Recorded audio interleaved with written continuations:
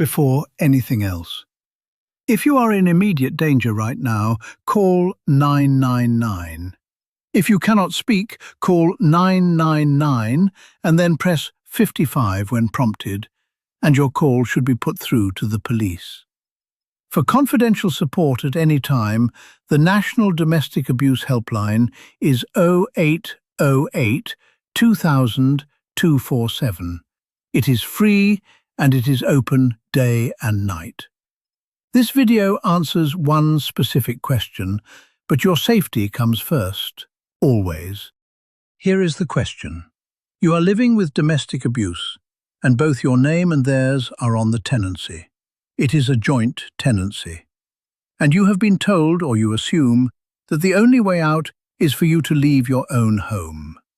To pack a bag, take the children, and go, while the person who hurt you stays. But what if that is not your only option?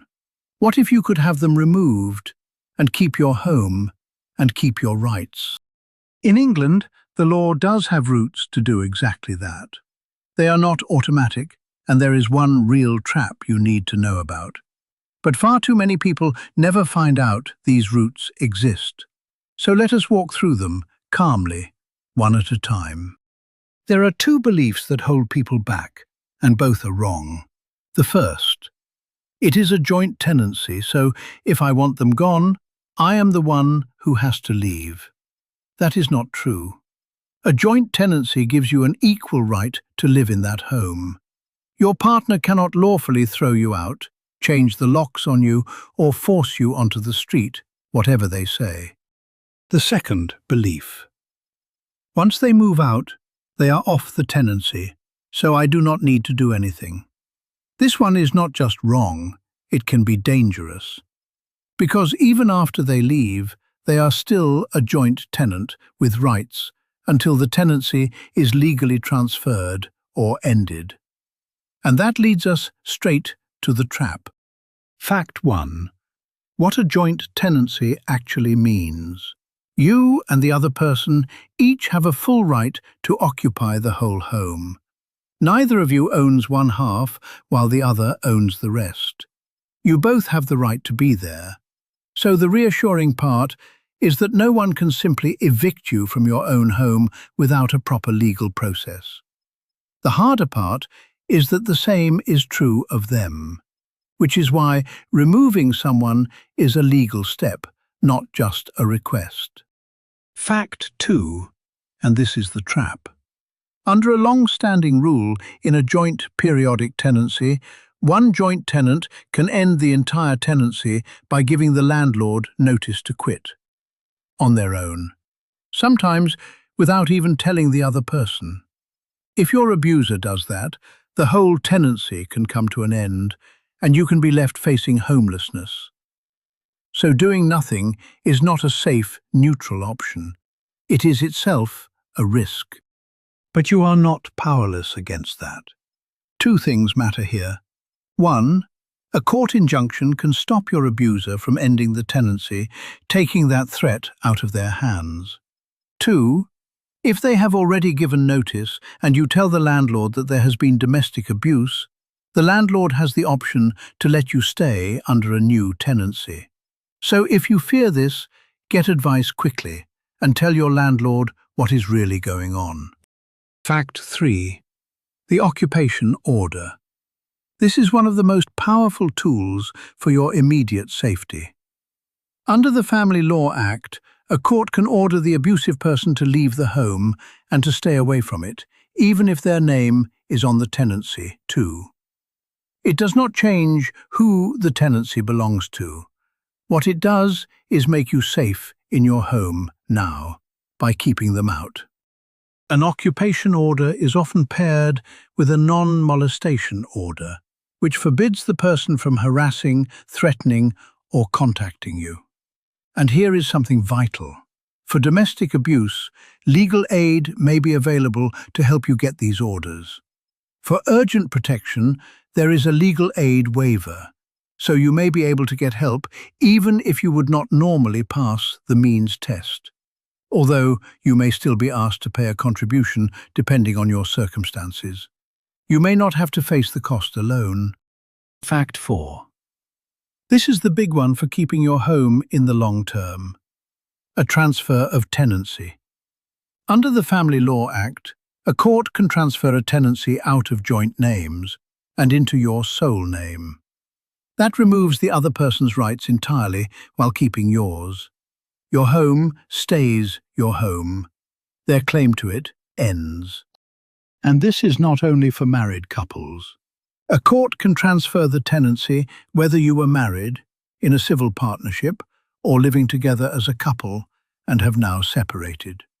It can apply to most council and housing association tenancies and some private tenancies, though the protection there can be more limited. It is a court process, so you will need advice. But it is a genuine route to keeping your home in your name alone.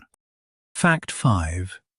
If your home is a council or housing association property, your landlord may have options that a private landlord does not.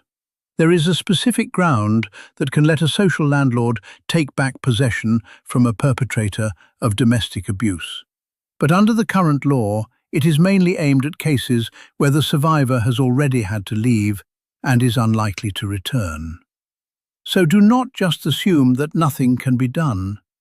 Tell the council or housing association about the abuse, ask for their domestic abuse policy, and ask plainly what steps they can take to protect your home. There is also an important protection in the Domestic Abuse Act 2021. In England, if you had a lifetime council tenancy and the council grants you a new tenancy for reasons connected to the abuse, that new tenancy must also be a lifetime one, so you do not lose the long-term security you already had. Housing associations may offer similar protection under their own policies. Either way, always tell a social landlord about the abuse, because it can unlock help you would otherwise never know about. So what do you actually do? Here is a calm order to think about it in, with your safety always first. First, your safety comes before any tenancy question. If you are in danger, call 999. Contact the National Domestic Abuse Helpline on 0808 200 247, free and open day and night, and ask them to help you make a safety plan. A specialist worker can support you through everything that follows. Second, get specialist legal advice early, from a family or housing solicitor, from shelter, or from Citizens Advice. Ask specifically about occupation orders, non-molestation orders, and a transfer of tenancy. Remember that legal aid is available for domestic abuse. And do not give up your tenancy, sign anything, or agree to leave for good until you have had that advice. Third, if you rent from a council or a housing association, tell them about the abuse. They will have a domestic abuse policy and the powers and policies we talked about, which may help remove the perpetrator or protect your tenancy. Ask them plainly what they can do for you. Fourth, if you are worried the other person might try to end the tenancy to make you homeless, say so, urgently, to your solicitor and to your landlord. An injunction may be able to stop them, but only if you act in time. So, back to the question. Can you get the perpetrator removed from a joint tenancy without ending your own rights?